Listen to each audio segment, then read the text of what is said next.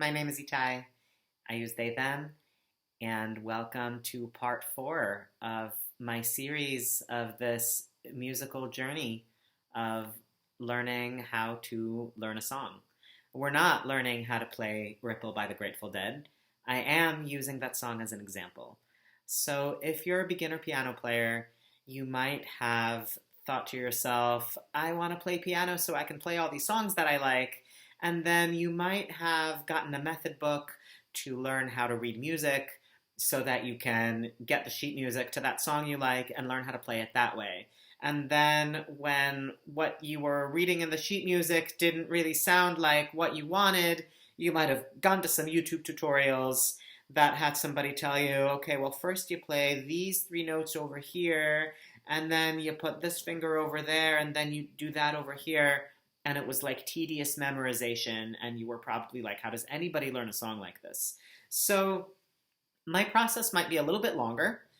There are things to practice in between, and it's not to learn this particular song or that particular song. It's to give you the skills to do it yourself.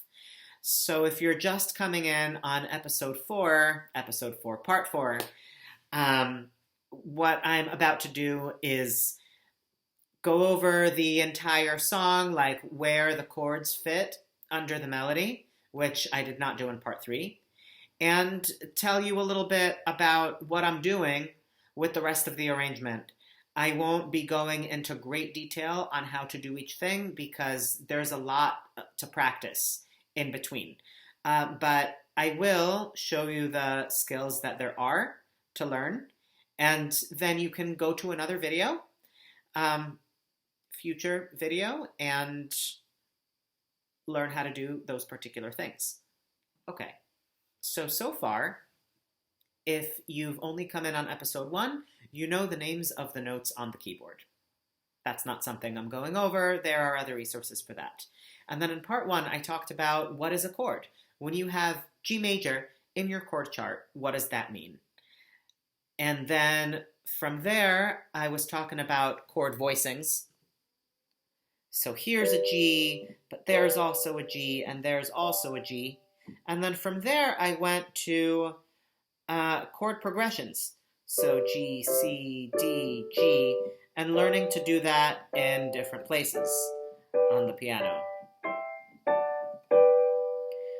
So in between parts 2 and 3, you practiced a lot of that.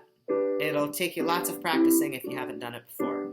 And then what I did in part 3 was, okay, so we have this entire band and they have a certain kind of rhythm going, and you want to distill all of that and somehow reproduce it with just the piano. And what I came up with for this particular song was something like this.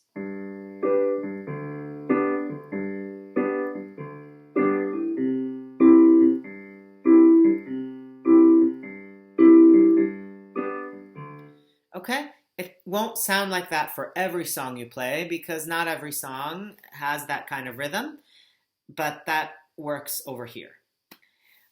What I did not do is go through the whole song and what chords land where. So we're going to do that right now and then look ahead into future what else there is to practice.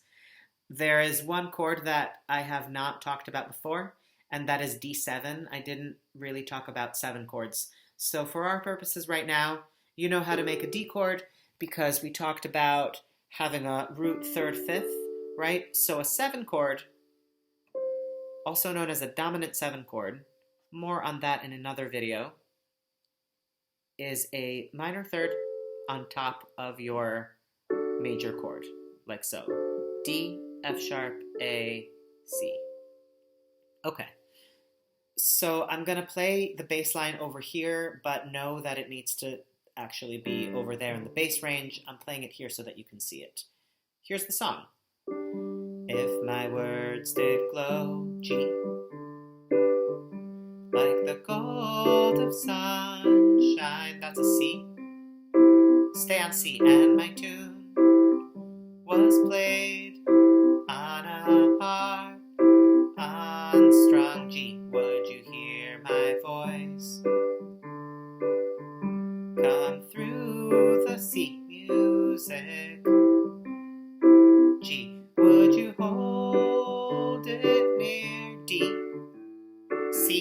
as it were your own. And then for It's a Hand-Me-Down, you do that whole thing again.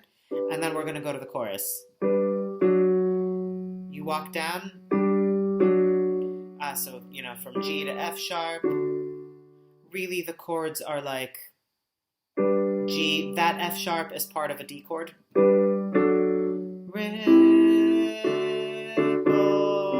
Ripple is a D. Ripple in still water. That's our D7. You add a C. When their G is no pebble tossed. That's a C. No A. When to blow D. And then you do a verse again. So one more time with the chorus.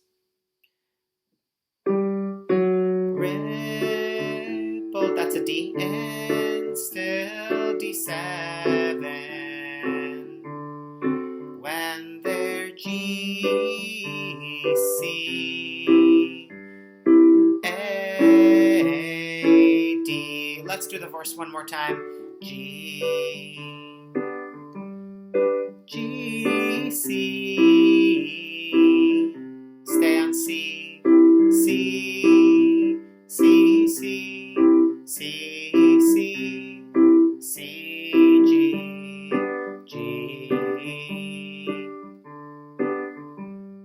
G, C, G, D, C, G. All right. So now when I played the song, I was obviously doing a lot more than that. What was I doing? Here are a few things you might be practicing in the future. One was playing the melody and the chords in the same hand. There is a little intro there that you're going to hear in the recording. Here's what I'm doing. B, C, and G. You can start it here. It's nice on the piano to have those double stops. Guitar doesn't do that so much. I mean, I guess you can, but yeah, adding another note below your melody note adds a little bit of fullness.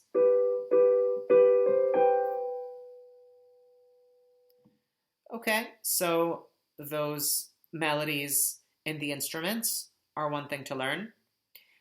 Having the vocal melody in the intro of the song,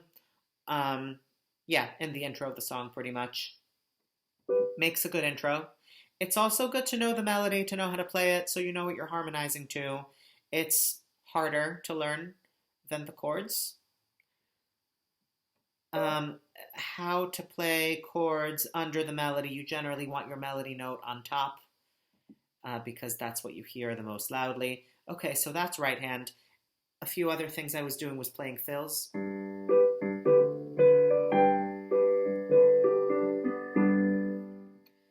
Basically sort of arpeggiating the chord, playing them one note at a time, and a couple of passing notes in between.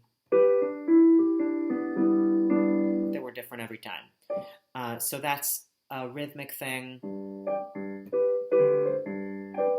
Because then what's going to happen between this and that, right? You need to make it interesting. So those are fills. I'll talk about that in another video. There are other rhythms to play besides this the whole time. You can play it like that. It might be more interesting if you add other rhythms.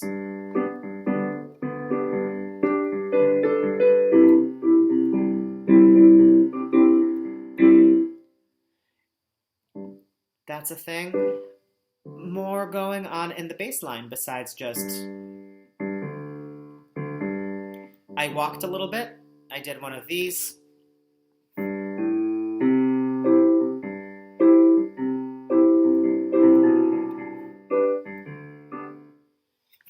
Okay, that is a lot to put together. You might want to practice each of those components on its own. I will make a separate video for everything I just talked about. And that's just for you to know what goes into playing a song, demystifying everything that you're hearing. So I hope that was helpful. And if you have any questions, please get in touch. Support at itaigal.com. Good luck practicing. Take care.